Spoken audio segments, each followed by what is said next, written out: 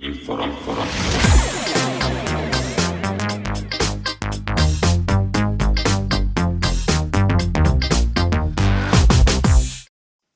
Dobrý deň, milí poslucháči, pozerajte sa a počúvajte podcast Advokáti on Air. Je tu so mnou Lenka Osičková, ktorá je psychologička a profesionálna vyjednávačka. Vítaj, Lenka. Ďakujem za pozvanie. Lenka, ako sa ty dopracovala vlastne od psychologičky k vyjednávaniu a ešte viem, že aj etické ovplyvňovanie tam je? Áno, ja som vyštudovala psychológiu vlastne tuto v Bratislave a potom som sa venovala vzdelávaniu celý svoj profesionálny život, venovala sa vzdelávaniu dospelých, najprv v korporáciách a potom teda neskôr aj externe. A v rámci ešte jednej korporácie ja som prešla, to bola taká organizačná zmena a prešla som vlastne na nákup. Takže vyjednávaniu som sa začala venovať najprv ako nákupca, najprv ako komoditný manažer, špecialista, potom komoditný manažer. No ale nákup nebol úplne pre mňa, aj som teda zvažovala príležitosť ísť na centrálny nákup do Švajčiarska, ale to už sa mi zdalo úplne, že to bude taká administratíva, tam už sa veľa vecí riešilo online aukciami a takou skôr e-mailovou komunikáciou, tak to sa mi nepáčilo, takže som sa chcela vrátiť naspäť k vzdelávaniu, ale chcela som prepojiť tieto dve oblasti. Takže som chcela prepojiť psychológiu, vzdelávanie a chcela som prepojiť vyjednávanie a vlastne našla som možnosť spolupracovať s Viktorom práve v oblasti vyjednávania. No ale zároveň som chcela do toho dostať tú psychológiu trošku viac, takže práve preto etické ovplyvňovanie, kde vlastne som oficiálna partnerka Cialdiniho inštitútu jediná v rámci Slovenska a Čiech. Ja som akože nejaké knihy čítal od toho Cialdiniho, ale nikdy som nevedel, že existuje nejaký inštitút. Čo to vlastne znamená, že ty si členkou toho inštitútu? Robert Cialdini je človek, ktorý je takým otcom vplyvu, ktorý vlastne ako prvý popísal podvedomé princípy, ktoré fungujú v našej mysli pri rozhodovaní a tým pádom ovplyvňujú aj vyjednávanie. A on vlastne založil, alebo teda jeho odkaz, to, čo učí, sa ďalej rozvíja v inštitúte, ktorý má sídlo v Amerike a ja som vlastne certifikovaný tréner toho inštitútu. To znamená, že mám oprávnenie, bola som účastná ročného dlhodobého výcviku, ktorý som ukončila skúškami, ja mám certifikáciu vystupovať ako ich oficiálny partner a stále som s nimi v kontakte a spolupracujem práve v tej oblasti behaviorálnej psychológie a behaviorálnej ekonomie. A ty si jediná na Slovensku s týmto? Na Slovensku som aj v Čechách som jediná, najbližší človek je v Poľsku a ono tým, že to má aj sídlo v Amerike, tak vlastne v rámci celej Európy je na 14. Takže taký unikát. Myslím si, že je to celkom výnimočné. Ale ja som ešte jednu vec nepochopil, že ty si išla na psychológiu, potom si išla ako keby do korporátu. A to ako si vyberie psychológ korporáciu? Vieš čo, ja som v rámci už školy sa venovala, skončila som ako pracovnú a klinickú psychológiu, pretože som vedela, že poradenstvo není úplne pre mňa, že to tak je nadlho a málo dynamické, sa mi to zdalo, nechcem nikomu krivdiť. Tá klinická psychológia ako keby, že by som nejakú ambulanciu alebo tak. Klinická stále bola taká, že tam som to trošku zvažovala, ale hej, zdalo sa mi to také, že je to také málo dynamické. Tá pracovná psychológia mi bola bližšia. A ja som vlastne vzdelávaniu sa začala venovať ešte popri škole. Som robila také kurzy pre vysokoškolských študentov. No a to sa mi páčilo, takže tomu som sa chcela venovať, ale mala som pocit, že na to, aby som niekoho vzdelávala, ale ešte som toho málo zažila. Takže ten korporát a oddelenie vzdelávania bola taká prirodzená voľba. Takže ja som robila v korporáte, ale vzdelávanie. Špecialistu a potom manažera pre vzdelávanie. A čo si tom vzdelávala? Hej? Že, akože si predstavím, že korporácie teraz hľadajú normálne na tých fakultách psychológie, že odborníkov a preto, aby tam mohli potom robiť ten obchod, že to je ako taká tajná zbraň? Vieš čo, nie je to v rámci oddelení ľudských zdrojov, sú aj oddelenie vzdelávania, kde vlastne tým cieľom je to, že pozrieť sa na to, aké kompetencie na rôzne pozície, nielen v rámci obchodu ten človek by mal mať a potreboval, aké kompetencie má teraz a doplniť vlastne ten gap. Hej? To znamená nastaviť nejaký learning development plan, pozrieť sa na to, že kde tých ľudí, aj tá spoločnosť, kde sa chce vyvíjať, aké zručnosti tí ľudia budú potrebovať do budúcnosti. A vlastne to bola moja rola. Hej. Potom samozrejme sa na to hľadali dodávateľia, takže tiež aj nejaké vyjednávania, výbery a vlastne nastaviť celú tú koncepciu vzdelávania, to je to, čo v tej práci ja som robila. Ale vlastne tá psychológia ti pomáha k tomu, aby si vlastne to vyjednávanie mohla robiť. Či? Psychológia mi extrémne pomáha aj teraz, práve preto, že my si myslíme, že ľudia sa rozhodujú racionálne a že nepotrebujeme tú ľudskú myseľ poznať, ale v každom tom odvetví, v obchode, vo vyjednávaní, úplne všade my komunikujeme v práve, všade komunikujeme s ľuďmi na opačnej strane. Čiže čím lepšie my tú psychológiu máme zvládnutú a tú myseľ poznáme, pretože ona je síce iracionálna, ale predvídateľná. Hej? Takže čím lepšie to poznáme, tým efektívnejšie vieme tie dohody a vyjednávania uzatvárať. A ako to ty používaš potom, napríklad, že v praxi? Že v biznise rozumiem, ale takže, že v bežnom živote, že každý sa snaží analyzovať? Nie, to sa ma ľudia často pýtali, keď som študovala. Keď som povedala, že som študovala psychológiu, tak každý chodil, že ty mi teraz povedz, aký si človek, aký som človek. Nie, to jak vyjednávači nechodia a nevyjednávajú v každom okamihu, keď otvoria pusu, tak rovnako psychológovia neanalýzujú v každom okamihu. Jednak to nie je tak jednoduché, samozrejme, a jednak by to bolo extrémne zaťažujúce, takže nie, neanalizujem. Ale áno, pokiaľ vyjednávam napríklad, tak rozmýšľam, aký človek je oproti mne a rozumiem tomu, aké tie procesy v tej mysli sa plus minus môžu odohrávať. Tam tá psychológia veľmi pomáha.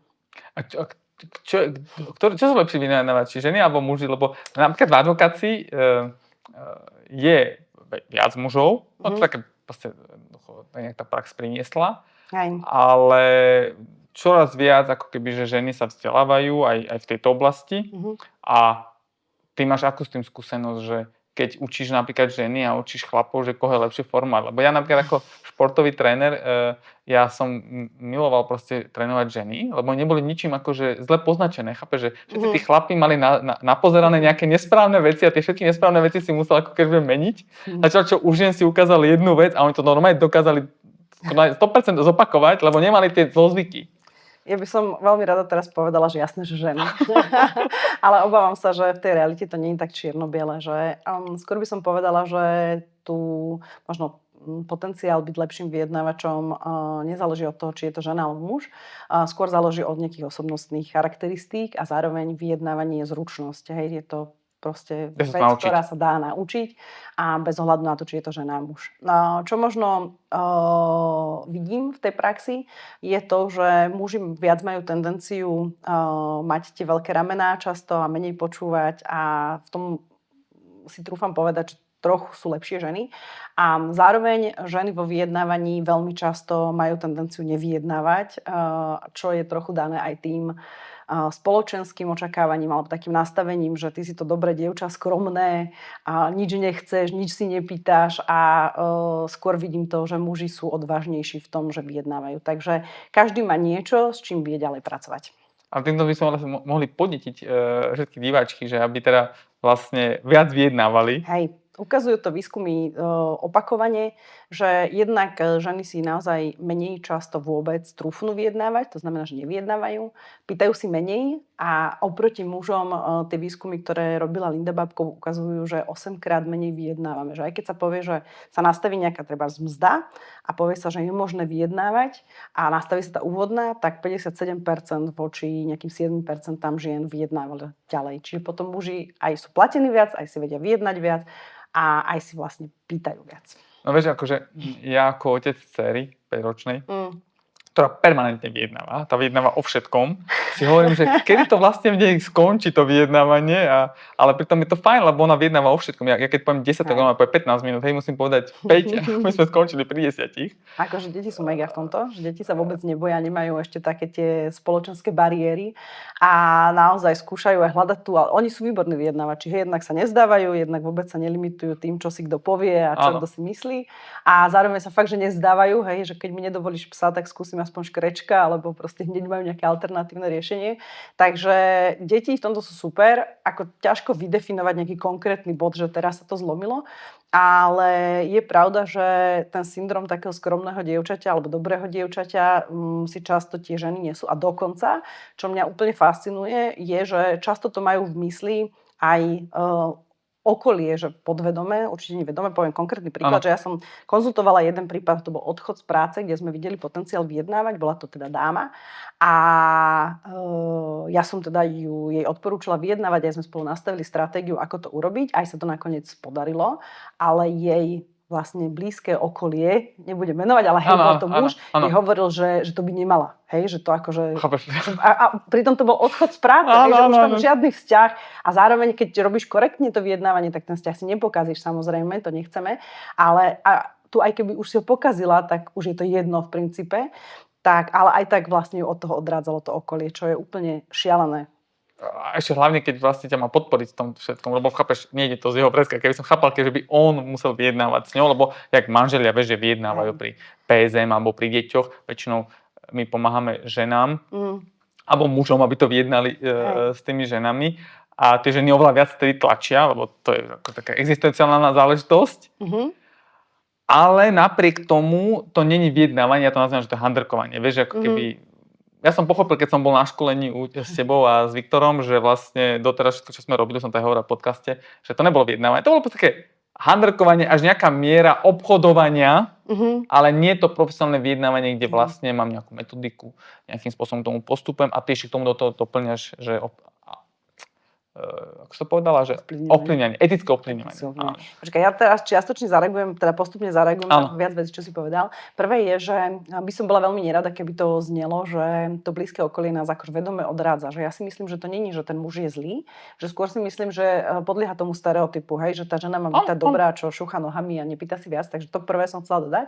A to druhé je presne to, že takto už v tých právnych sporoch tam jednak ide o to, že áno, tá žena už často vyjednáva existenciálne za niekoho a to sa dokonca ukázalo, že vtedy sú ženy schopné vyjednať viac, dokonca ako muži, keď majú pocit, taký ten paradox obhajoby, že nevyjednávajú pre seba, ale vyjednávajú pre niekoho, koho majú radi. Pre kamaráta, keď sa robili dve kontrolné skupiny a jedna vyjednávala pre seba a jedna vyjednávala, že pre priateľa, alebo pre dieťa, alebo pre kamaráta, pre niekoho, koho máš rád, tak tá druhá skupina vyjednala viac ako muži a tá prvá skupina vyjednala menej. Čiže áno, toto my ženy v mysliach máme, že keď máme pocit, že to nie je pre nás a to je zase s tým dobrým dievčaťom, že ja vlastne nie som sebecká, nie som to pre seba, ale vyjednávam pre niekoho a vtedy dokážeme vyjednať viac.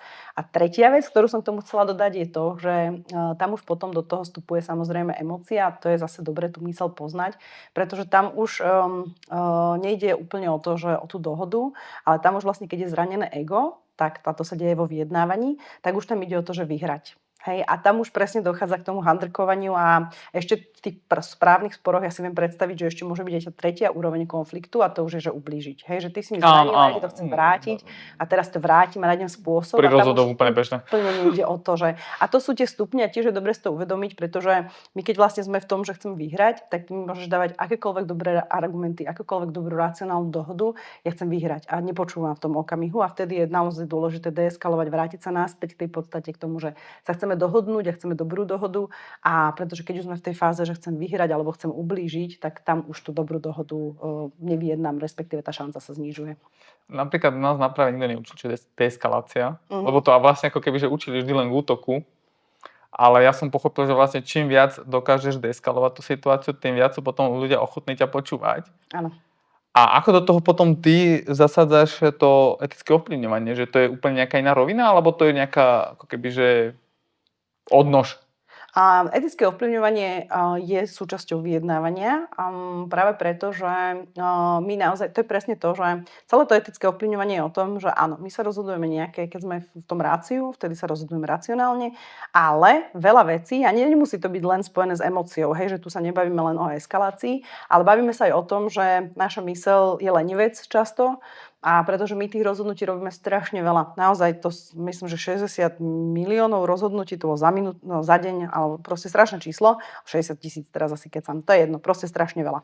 A zároveň ten náš mozog žerie extrémne množstvo energie z nášho tela, aj glukózy, aj z všetkého. A my keby sme všetky tie rozhodnutia chceli robiť racionálne, tak nás to stojí strašne veľa energie. To proste toľko mentálnej kapacity nemáme pri tom počte rozhodnutí. Takže tá naša myseľ hľadá skratky. A ako hľadáte skratky, není tiež úplne nepredvídateľné, pretože tá myseľ je ovplyvnená práve tým princípmi, ktoré využíva etické ovplyvňovanie. To som strašne zložito povedala, ale proste Kahneman dokázal, že až 90% tých rozhodnutí nerobíme tou logickou analýzou. Hej, to vidíš často, keď si ľudia kupujú napríklad dom, čo je veľká investícia, veľké rozhodnutie, ale často ľudia hovoria veci ako no, bolo to miesto vlastne, ten dom je inde, ako sme pôvodne chceli, alebo je na náš rozpočet, ale my sme si to miesto zamilovali. Hej? Absolútne mimo rácia. Hej? Keď sa spýtaš ľudí, prečo majú Apple alebo Samsung telefón, tak tiež tá racionálna analýza. Je to pocit, hej, presne.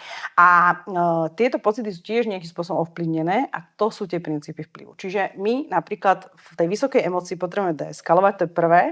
A ako druhé, môžeme dávať logické dáta, logické argumenty, alebo môžeme povedať, že 90% prípadov, ktoré sme v poslednej dobe mali, boli rozvodov napríklad, čiže človek, klient v podobnej situácii, neboli schopní vyjednať, ja neviem, keď je tam nejaké extrémne vysoké očakávanie, pretože ja vyjednávam aj s klientom samozrejme, tak viem povedať, že môžeme to vyskúšať, ale to z tých posledných procesov, ktoré sme mali, 90% dostali toľkoto. To je sociálne schválenie. To je jeden princíp, ktorý V rámci toho akože etické ovplyvňovanie, v rámci áno? etického ovplyvňovania. Hej? A to je naozaj to, že áno, my máme v prípade neistoty, máme tendenciu pozerať sa na to, čo robia iní ľudia, špeciálne keď ich je veľa a keď sú nám podobní.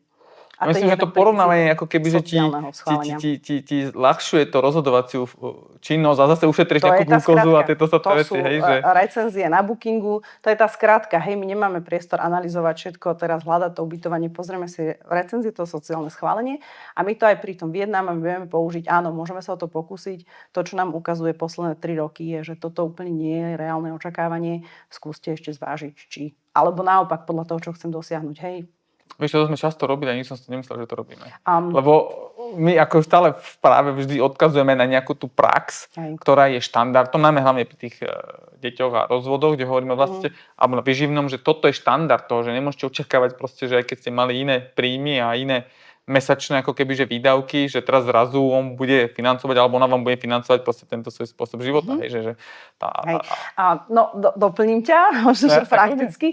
A jednak áno, Cialdini vlastne tie princípy popísal tak, že on chodil a sledoval tých ľudí, ktorí sú v ovplyvňovaní dobrí. Takže určite mnohé z tých vecí robím podvedome. Otázka je, či efektívne. A napríklad, keď už sa bavíme, to zase skočím na tú tému eskalácie, deeskalácie, napríklad hovoriť ľuďom, že nemôžete očakávať, že niečo vyjedná je tiež eskalačné. Lebo ty mu vlastne hovoríš, čo by mal očakávať, ako by sa mal cítiť. A on, keď je v tej trošku emocíne vráciu, tak ľudia na to reagujú pomerne silným protitlakom často, keď iní ľudia im hovoria, čo by mali, alebo čo musia, alebo ako sa na to majú pozrieť, čo by mali robiť.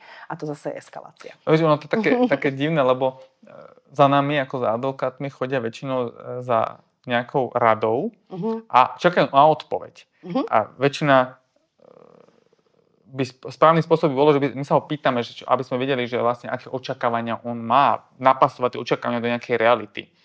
Ale vždy od nás na konci dňa očakávajú, že my im povieme, ako to majú oni chcieť, lebo veď prišli si za to radou a keď sa snažíš to robiť takým tým coachingom, že nasmerovať ho k tomu, aby on prišiel tie správne odpovede, veď on vie, čo potrebuje, tak nakoniec dňa aj tak povie, pán advokát, povedzte, ako to bude. A tam tak to vyriešime. A my sme potom profesionálne deformovaní v tom, že myslíme si, že každý od nás očakáva nejakú odpoveď, nejaké riešenie a niekedy neočakávajú tie riešenia. Ani keď sa rozprávame o tom, ale že vlastne toto si to riešenie nemal poskytovať. Že možno som až moc ovplyvnil. Ono, to je, akože áno, rozumiem tomu, že na jednej strane to očakávanie, to je tiež jeden z princípov, o ktorom Cialdini hovorí, to je princíp autority, že pokiaľ cítime neistotu, tak máme tendenciu pozerať sa na to, čo hovorí autorita a v tomto prípade vy ako advokáti ste tá autorita a zároveň áno, ako ľudia sú rôzni, tak aj tie situácie sú rôzne a môže to sklzávať do toho, že čo sa stáva veľmi často aj pri vyjednávaní, že my keď vidíme to riešenie, vidíme ten klinec, ktorý treba trafiť, tak ideme veľmi rýchlo do toho riešenia alebo ponúknutia toho riešenia bez toho, aby sme zmapovali tie ostatné podmienky a tam potom sa pracuje často s predpokladmi, ktoré nám síce uľahčujú, zase pre ten mozog je to skratka a zároveň na druhej strane ja rada hovorím aj teda to som to už párkrát písal na LinkedIne, že assumption are mothers of all predpoklady sú matkami všetkých zlyhaní, preložme to do slovenčiny a potom sa môže stať, že naozaj nepočúvame, respektíve neklademe tie otázky, ideme rovno na to riešenie, ktoré ale pre toho konkrétneho klienta vo finále nakoniec môže byť neúplne efektívne. My máme v kancelárii také pravidlo, že nepracujeme s domnienkami, nazvem to tak, že predpoklady sú matka omylu, akože tomto celom. Ja som to takto čítal, niekde v nejakom tomto. A napriek tomu sa človek nedokáže zdržať tých domnienok, lebo v podstate musí si v hlave vytvoriť nejaký ten konštrukt, čo sa zase chceš to priblížiť niečomu, čo už poznáš, aby si ušetril energiu a tie ostatné veci s tým spojené. A je veľmi problematické potom sa to osobnoť. Napríklad ja hovorím, že advokát by nemal byť v pozícii vyjednávača, ak je aj tým expertom. Chápeš, že tam proste sa biješ, že buď vyjednávaš, alebo s tým expertom, od teba čakajú tie odpovede a ty ešte sa snažíš deeskalovať, ešte sa snažíš nejakým etickým spôsobom ovplyvňovať, ešte máš aj tú odpoveď správnu. Je dobré, keď tie role sa dajú rozdeliť a zároveň my vo vyjednávaní veľmi často tiež nastavujeme nejakú stratégiu, s ktorou ideme do vyjednávania, pretože tu potrebujeme a zároveň ju potrebujeme flexibilne meniť a pracovať s ňou, pokiaľ sa dozvieme nejaké nové informácie, pokiaľ naozaj vo fáze tej toho vyťahovania informácií prídeme na niečo iné, tak buď potrebujeme si zobrať priestor, vypýtať si čas a dohodnúť sa, čo s tou stratégiou, alebo potrebujeme ju nie akoby vymeniť, ale doplniť ju o tie informácie, ktoré získavame. Čiže ono je to vždy kombinácia, že ja potrebujem tiež, a áno, presne ten mozog šetrí energiu, čiže aj ja do toho vyjednávania idem s nejakou stratégiou, ale tú stratégiu síce mám nastavenú, na začiatok sa snažím získať čo najviac informácií práve preto, aby som vedel tú dohodu vyjednať čo najefektívnejšie. A keď sa dozviem niečo, čo mi do tej stratégie nezapadá, tak buď potrebujem naozaj zastaviť a dohodnúť sa, alebo to potrebujem potom flexibilne zmeniť a reagovať na to, čo v tej situácii sa mi udialo. Či nie rigidne s tou stratégiou, aj keď sa ukáže ako neefektívna. Takto keď o tom rozprávaš, tak mne to príde taký celkom dlhý proces toho, ako to vlastne celé ukončiť. Lebo v advokácii vieš, že u nás veci trvajú roky. Ale netrvajú roky kvôli tomu, že by sme sa roky chceli dohadovať. My sa roky nevieme dohodnúť. Že nie je to, že jednotlivými krokmi spejeme k tomu, že sa dohodneme, to skôr jednotlivými krokmi sme sa tak už unavili, že sme ochotní po niekoľkých rokoch sa konečne na niečom dohodnúť, lebo už ho to nikto nebaví. Hej, no záleží od toho, veľmi závisí od kontextu. Hej, pokiaľ je to drobná vec, tak to vieme za jednu konzultáciu alebo za jedno vyjednávanie doriešiť. Áno, väčšinou to nie je tak, že je to jedno stretnutie, kde na konci máme finálne dohodu. Je to väčšinou naozaj to, že sa odprezentujú, získajú sa nejaké informácie, podľa tej stratégie sa komunikuje, čo by sme teda chceli plus minus dosiahnuť a potom väčšinou je to tak, že tí ľudia odídu a až dodatočne sa k tomu buď vracajú, alebo sa k tomu vyjadria. Takže nie je to proces na jedno stretnutie. Často, hej, konkrétne, keď je to, že ja neviem, zamestnanec chce odísť zo spoločnosti, a to teraz hovorím o drobných veciach, nehovorím o tých obrovských prípadoch, ktoré sú na mesiace až roky, ale hovorím o vstupoch firmy alebo investíciách strategických, tak to samozrejme je viacero stretnutí. Ale aj tie drobné veci sú tak, že áno, to je jedno stretnutie, ale málo kedy sa stáva, že na konci tí ľudia povedia, že tak dobre. Povedia, že OK, tak my si to zvážime, premyslíme a potom sa k tomu vyjadríme do konca týždňa a potom sa k tomu nejako vyjadria. Hej? Takže áno, je to proces. A prosím ťa, vysvetliť ten prívlastok, že etické. A keby to nebolo etické? Kde je tá hranica? Čo sa týka etického ovplyvňovania, tá etika je mimoriadne dôležitá, práve preto, že oni tie princípy fungujú podvedome. Aj v vyjednávaní, ale aj v obchode a pri komunikácii. Takže veľakrát sa stáva, že my vlastne si to neuvedomujeme, čo sa deje, že napríklad to sociálne schválenie, ale sú aj iné princípy. A napríklad averzia k strate je pre nás veľmi silný. Aj vo vyjednávaní sa často používa v obchode to, že áno, môžeme prezentovať benefity, ale výskumy ukazujú, že pre našu myseľ je tá averzia k tomu, že niečo strácam, alebo ten pocit, že niečo strácam, silnejší motivátor k akcii. Hej, to už je len jedno posledné miesto napríklad. A tá etika je presne v tom, že pokiaľ ja zvažujem, dajme tomu tréning, a dostanem informáciu, že je to posledné voľné miesto, tak veľmi pravdepodobne to ovplyvnilo v tomto okamihu tá informácia moje rozhodovanie. Ak to zvažujem, tak si ho kúpim. Hej? A pokiaľ ale by to nebola pravda, tak je to manipulácia.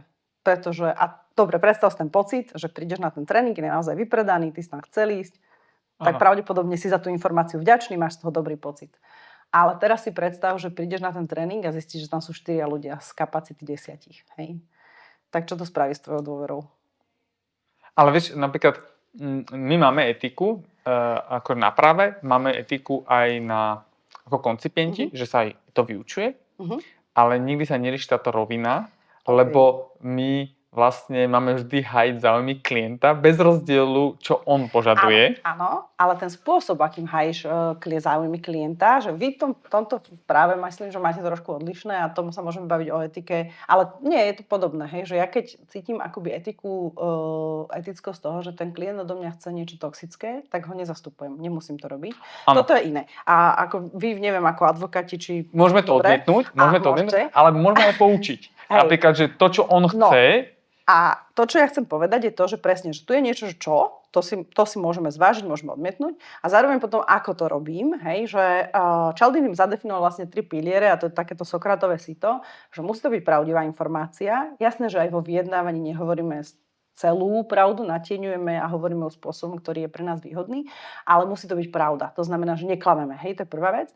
Druhá vec je, že že je to akoby, alebo veríme, že je to win-win informácia, hej, že naozaj, a ja robím taký sesterský test, že či tú informáciu ja by som chcela vedieť, hej, to znamená napríklad, keď hovorím o tom rozvode a ja neviem, ten klient investoval, alebo neviem, je schopný zaplatiť tej bývalej manželke o 50 eur viac mesačne alebo 100, ale bude to znamenať pre ňoho reálne, to bude pre ňoho znamenať, že nezoberiete deti na dovolenky, lebo už mu to nevidie, Áno. tak akoby, není to proste, je to informácia, ktorú chcela by som ja vedieť, že to ovplyvní tie moje deti, tých mojich 50 eur, chcela by som to vedieť. Áno. Hej? Čiže je to win-win, akoby je to užitočná informácia. A to tretie, že je to príjemné. To znamená, že ja to hovorím spôsobom, že OK, môžeme to spraviť takto, ale bude to mať tieto dôsledky, ale ten človek sa stále môže rozhodnúť. Hej? Čiže neeskalujem to, netlačím to do toho, že nie je to tá manipulácia, nie je to vyhrážanie, nie si to, ja neviem, pocity viny, nie je to taká tá cestná logika, že ty si taký celý čas si bol na prd otec, lebo teraz toto chceš. Hej? Čiže je to príjemné, je to pravdivé a je to informácia, ktorú ja považujem za užitočnú aj pre toho človeka. To sú tie 3 sitá. Z pohľadu advokácie iba No. doplním, že vlastne my zo zákona nemáme povinnosť, ani my sme nemali skúmať, či nám klient klame. Že vlastne je to tam uvedené, že vlastne to je akože na ochranu advokátov. Vieš, že aby niekto nepovedal, že advokát mi úmyselne klamal, keď mu klient klamal, tak vlastne ako keby, že keď ti klient povie klamstvo, ty nemáš povinnosť, ani akože by si nemal skúmať, či ti klame. Hej, lebo ty vlastne akože pracuješ s jeho informáciami, to nie je tvoja informácia. Takže klient si musí zvážiť, že či svojmu advokátovi bude klamať alebo nebude klamať a klamú, hej. Klient to klame proste akože advokátom a potom sa zistí vlastne, kde je tá pravda. Lebo on to protistrana ti to povie. Ale čo ma ešte viac zaujalo, to, že si povedala, že by to malo byť príjemné. A toto stránka vôbec neexistuje v advokácii. Že nie je tam uvedené, že musí to byť príjemné. Ani súdny spor nie je príjemný, ani rozvod nie je príjemný, ani čokoľvek. Pojednávanie nie sú príjemné pre tie osoby, takže tá príjemná stránka tam absolútne chýba.